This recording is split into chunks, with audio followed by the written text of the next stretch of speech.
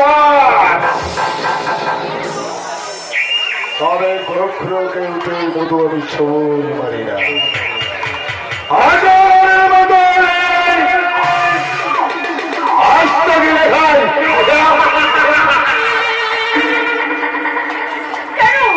কেন আপনি এখানে এসেছেন বলুন, কি চাই আপনার? তোমার যৌবনের মৌবনের মধুকর হয়ে একটু খেলা করতে চাইছি।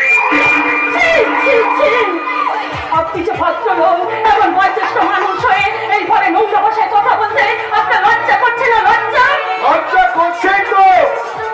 তুমি আমার হাতের বয়সী, তোমার সামনে এসব কথা বলতেই সত্যি আমার লজ্জা করছে। তাই কথা না বলে আমার ইচ্ছেগুলোকে আমি কাজের দ্বারা প্রকাশ করতে চাই। আপনি আমার দিকে এইভাবে এগিয়ে আসছেন কেন? আসবেন না, একদম আমার দিকে এক পা এগিয়ে আসবেন না, তাহলে আমি কিন্তু চিৎকার করবো।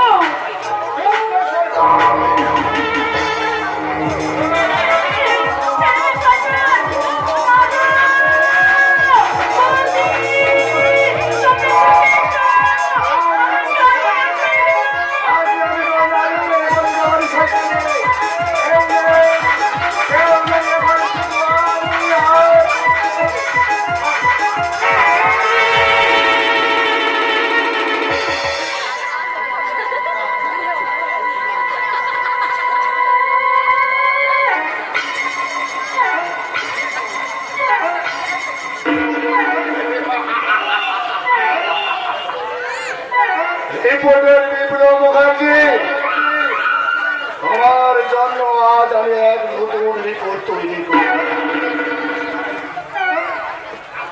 কারণ তোমার সংবাদপত্রে প্রথম কথায় লেখা হবে তোমার বোনের উপর 500 দিন বলৎকারের রিপোর্ট।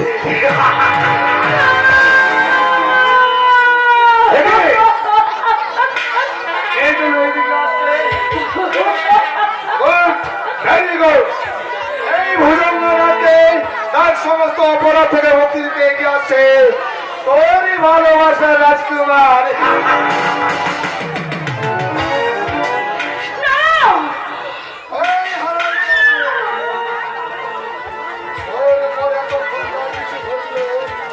তার জন্য তাই একমাত্র তোর প্রেমিক স্বরূপ।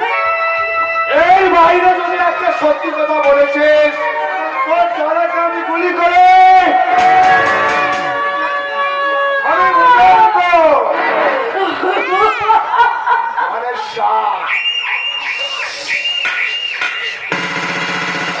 তবে কেউ সে মতো আমি শোভন আজ